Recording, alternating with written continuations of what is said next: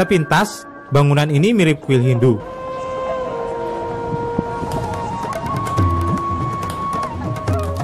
Bangunan yang terletak di Jalan Sakura, Tanjung Selamat, Medan, Sumatera Utara ini merupakan salah satu bangunan unik di Indonesia. Ornamennya sengaja dirancang dan dipadukan dari berbagai bentuk rumah ibadah.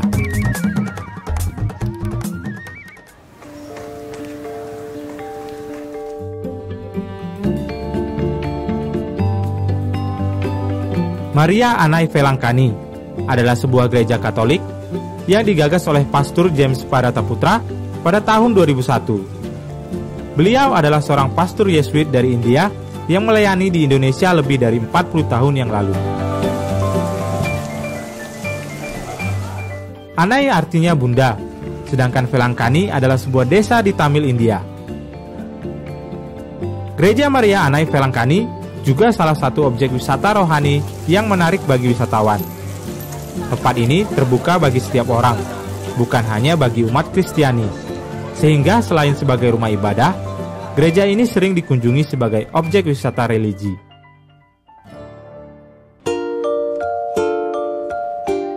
Velangkani ini unik karena menggunakan ornamen beberapa rumah ibadah seperti gereja, kuil, dan vihara. Sentuhan warna-warni cerah, keindahan arsitektur, dan relief unik dengan mengadopsi arsitek Indo-Mogul. Keseluruhan bangunan Velangkani berkisah tentang karya keselamatan Tuhan yang dituangkan dalam simbol-simbol dan gambar-gambar yang ada.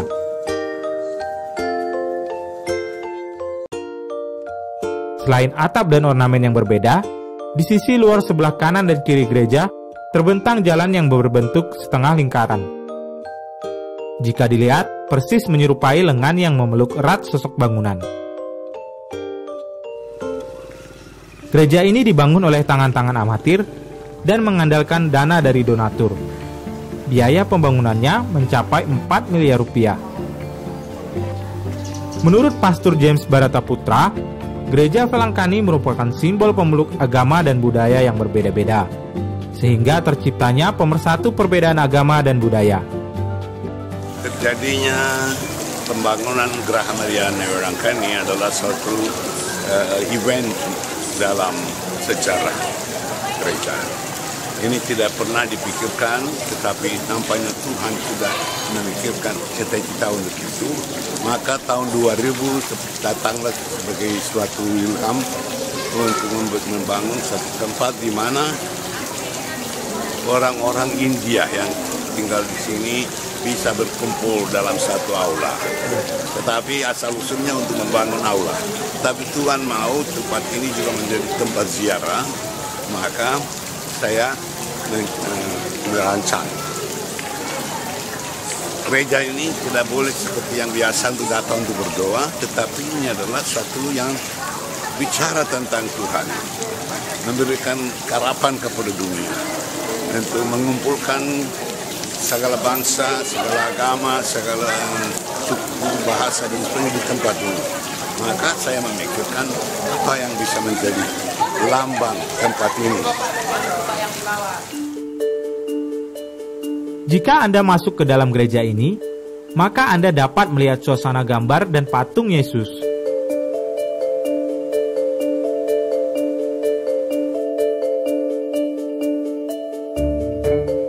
Kemudian tulisan-tulisan doa yang diartikan dalam 4 bahasa, seperti India, Indonesia, Inggris, dan Cina, menempel di sudut-sudut bangunan ini. Dedi Rizky Ginting, Kompas TV, Medan.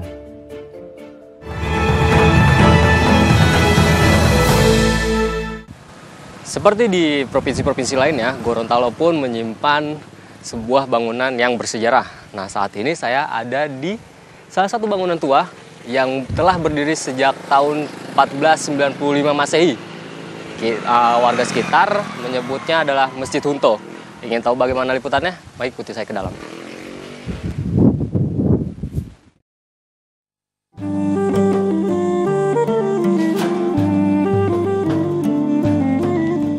Masjid Hunto berada di Biau, Kota Selatan, Gorontalo, atau terletak persis menghadap sebuah persimpangan jalan sehingga arus lalu lintas di sekitarnya cukup padat. Saat pertama kali dibangun pada tahun 1495 Masehi atau 899 Hijriah, struktur bangunannya hanya berukuran 12 x 12 meter. Dan setelah direnovasi berkali-kali, kini luasnya menjadi 17 x 12 meter dengan penambahan ruang sholat bagi jamaah perempuan di sisi utara. Masjid Hunto dibangun oleh Sultan Amai, sultan pertama yang memeluk agama Islam di Gorontalo. Memasuki Masjid Hunto, kita akan disuguhkan dengan ornamen-ornamen bergaya Turki dan India yang berlafazkan Asma Allah. Pemirsa, saat ini saya ada di dalam Masjid Hunto atau Sultan Amai. Masjid Hunto ini adalah masjid tertua yang ada di Gorontalo. Dia merupakan masjid pertama yang pertama kali dibangun di Gorontalo. Seperti kita lihat, ornamen-ornamen di dalam masjid tergabung dari ornamen Turki dengan India. Ada juga hiasan-hiasan kaligrafinya menandakan kalau masjid ini adalah masjid yang tertua yang pertama kali di Gorontalo. Lebih dari 5 abad berdiri, masjid sudah mengalami renovasi berkali-kali. Bangunan yang bercat putih berpadu hijau ini telah terproses dengan sentuhan arsitektur lebih modern. Ada kubah masjid, menara, lantai 2, dan semua bangunan sudah bertembok. Namun tidak membuat sejarah Masjid Hunto membias. Pengelola masjid secara turun-temurun berupaya tetap mempertahankan bentuk dan ukuran bangunan utama masjid. Keempat tiang masjid semua terbuat dari kayu kelapa dengan tinggi 6 meter. Namun saat ini seluruh bangunan telah dibuat dari beton. Di dalam proses kemudian para ulu balang dari kerajaan Amai ini yang disebut Hulun Dalangi, itu mereka sepakat untuk memeluk agama Islam. Ya. Tentu saja ada tokoh spiritual yang memberikan bimbingan tentang Islam, tentang agama. Karena konon pada waktu itu hanya menganut kepercayaan Arifuru yang kekuatan gaibnya ada pada roh-roh. Tepat di belakang masjid, kita akan menjumpai 2 makam tua dan salah satunya adalah makam Sultan Amai, Sultan Hulong Tahalangi.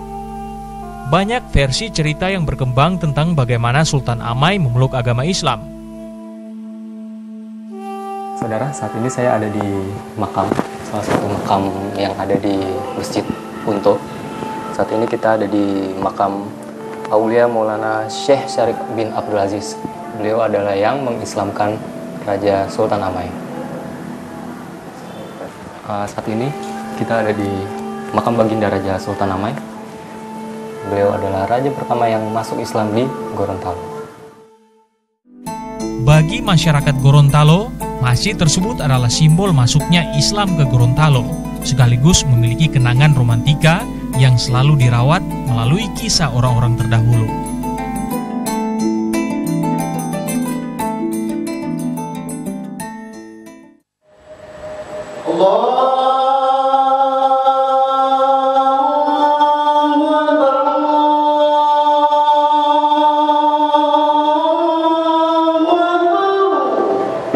Azan pun berkumandang. Saya dan warga yang berada di masjid bergegas mengambil air wudhu dan menuju panggilan sholat.